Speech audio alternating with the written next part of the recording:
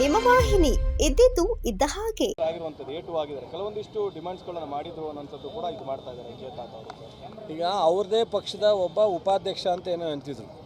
ಅವರು ಫೋಟೋ ಎಲ್ಲ ರಿಲೀಸ್ ಮಾಡೋರು. ದೇವೇಗೌಡರ ಜೊತೆ ಇದ್ದದ್ದು, ಕುಮಾರಸ್ವಾಮಿ ಜೊತೆ ಇದ್ದದ್ದು, ಇಲ್ಲಿಯ ಮುಖಂಡರುಗಳ ಜೊತೆ ಇದ್ದದ್ದು. ಚನ್ನಪಟ್ಟಣದಲ್ಲಿ ನಾನು ಸಹ ನನ್ನ ಅಕೌಂಟಿಂದನೇ ಹೋಗಿದ್ದೆ, ಅದು ಏನೇನೋ ಹೇಳಿದ್ದಾರೆ.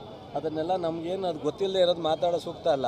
ಈಗ ಅವ್ರ ಪಕ್ಷದ ಉಪಾಧ್ಯಕ್ಷರೇ, ಅವ್ರ ಪಕ್ಷದ ಕಾರ್ಯಕರ್ತರೇ, ಸೊ ಅವರನ್ನು ನನ್ನಿಂದ ಇಷ್ಟೆಲ್ಲ ಡಿಮ್ಯಾಂಡ್ ಮಾಡಿದ್ದಾರೆ ಅಥವಾ ನಾನು ಇವ್ರ ಜೊತೆ ಸರ್ವಿಸ್ ಕೊಟ್ಟಿದ್ದೀನಿ ಅಂತ ಹೇಳಿದಾಗ ಇವರು ಅವ್ರನ್ನ ಟೀಕೆ ಮಾಡಿದ್ದಾರೆ, ಇವ್ರನ್ನ ಟೀಕೆ ಮಾಡಿದ್ದಾರೆ ಅಂದರೆ ಕಾನೂನು ರೀತಿ FIR ಆಗಿದೆ. ಮುಂದೆ ಏನಾಗುತ್ತೆ ತನಿಖೆ ಆಗುತ್ತೆ. ಅದು ಇಡಿಗೆ ಹೋಗಬೇಕಾಗುತ್ತೆ ಅಂತ ಕಾಣುತ್ತೆ. ಈ ಫೈನಾನ್ಷಿಯಲ್ ಇಂಪ್ಲಿಕೇಶನ್ ಇರೋದ್ರಿಂದ ಬಹುಶಃ ಇಡಿಗೆ ಹೋಗಬೇಕಾಗುತ್ತೆ ಅಂತ ಕಾಣುತ್ತೆ. ನೋಡೋಣ ಯಾವ ನನಗೆ ಅದು ಗೊತ್ತಿಲ್ಲದಲ್ಲೇ ಮಾತನಾಡ್ತಕ್ಕ. ನಾನು ಕುಮಾರಸ್ವಾಮಿಯವರಲ್ಲ, ನಾನು ಏನಾದರೂ ಸರಿ ಮಾತಾಡೋಣ ಅನ್ನೋಕ್ಕೆ. ಸೊ ನನಗೆ ಗೊತ್ತಿರೋ ಅಷ್ಟೇ ಹೇಳಕ್ಕೆ ಸಾಧ್ಯ. ಕೆಲವೊಂದೆಲ್ಲ ಹಳೆ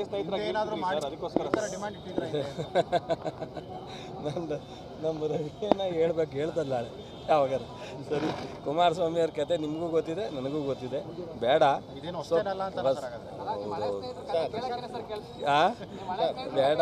ಬೇಡ ಬಿಡಿ.